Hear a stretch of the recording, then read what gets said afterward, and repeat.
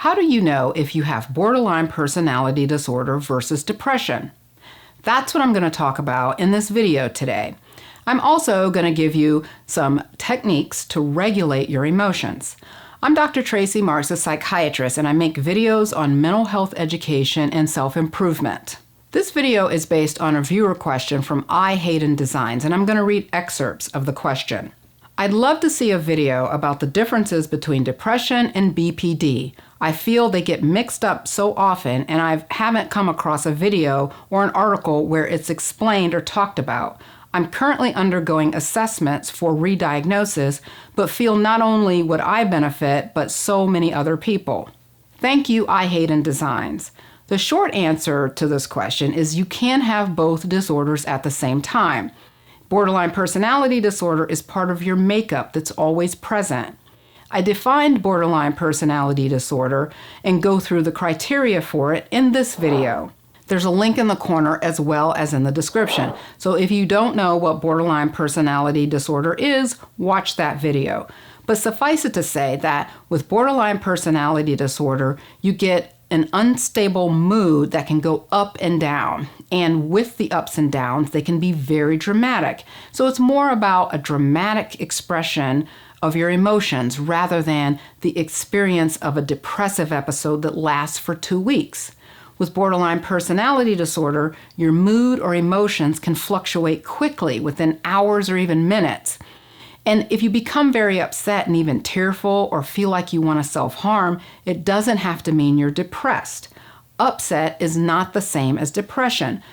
Depression is much more than a low mood. You get changes in your energy level, your ability to sleep, your appetite, and your thinking process can even change when you're in a depressed state. Now, you may say, I have borderline personality disorder and I can feel all of those things you just said. Well, yes, you can have borderline personality disorder and depression on top of it. But what this will look like is you will go through a period of depression that lasts at least 2 weeks, and once that resolves, you still can have these dramatic expressions of emotion that are more transient. In other words, the highs and lows can just come and go, either triggered by something or without an identifiable trigger. The main treatment for borderline personality disorder is dialectical behavior therapy, or DBT. Since borderline personality disorder greatly impacts your emotions and your relationships, DBT is mostly about teaching you skills to manage your emotions and your relationships. There are 4 modalities to DBT. There's mindfulness, interpersonal effectiveness, distress tolerance, and emotion regulation. The full DBT program is best learned in a therapy environment, and usually it's a combination of individual sessions and group sessions. However, there are some self-help resources that can get you started if you don't have access to a DBT therapy program. And I've included 2 self-help books in the description. This one is more of a general overview of DBT, whereas this one is more focused on helping your anxiety.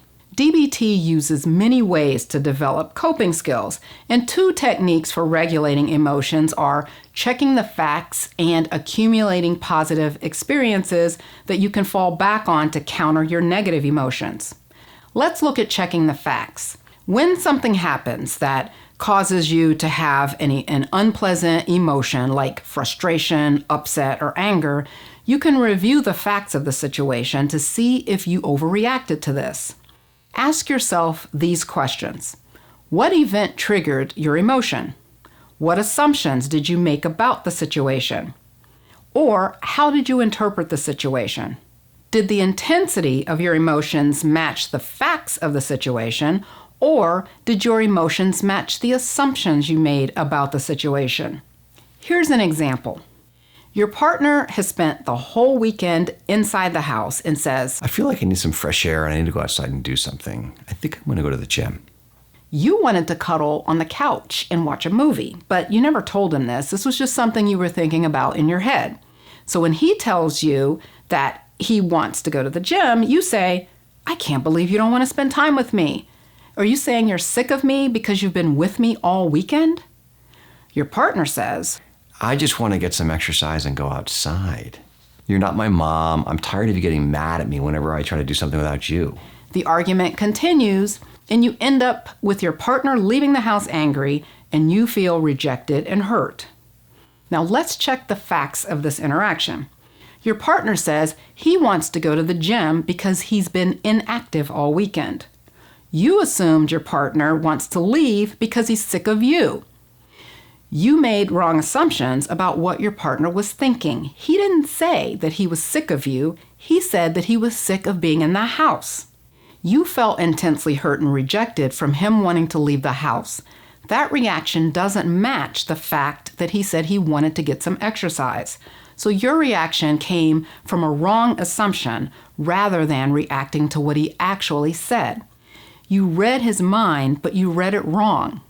With borderline personality disorder, you tend to fear abandonment from people, and that fear can make you misinterpret people's actions and see their actions as threatening to you.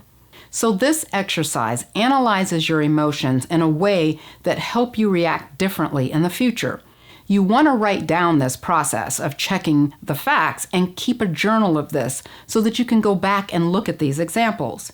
If you try to keep this all in your head, you're going to forget the specifics because your mind is very good at selectively leaving out the details that expose your negative assumptions. Let me repeat that. Your mind is not going to want to remember how you messed this up. So you're going to have to write it down at the time that it happens so you can remind yourself of actually how it played out. Another technique is accumulating positive experiences. It's only natural to pay more attention to the negative things than the positive things. If a group of people gave you 5 compliments and one person criticizes you, what comment do you think you're more likely to remember? If you notice that you seem to be very focused on negative experiences, turn your attention to something positive that you experienced that day. This is different from simply thinking positively about butterflies and ponies. You want to draw from a positive experience and reflect on how that thing made you feel. To make sure that you have something to reflect on, you need to build into your day one small positive experience. You can do more than that, but you want to at least fit in one positive activity that will allow you to divert your attention to that experience rather than ruminating over your negative experiences. And it doesn't have to be something huge. Here are some examples of some positive experiences that you can fit into your day. Watching a fun movie with or without your partner, trying a new hobby, going for a walk in the sunshine, visiting a friend, having an unrushed meal where you reflect on and enjoy everything that you're eating. This would be in contrast to multitasking while you're eating. I'll have some follow-up videos on other aspects of dialectical behavior therapy and managing your emotions. If you haven't already seen it, check out this video where I compare borderline personality to bipolar disorder. See you next time.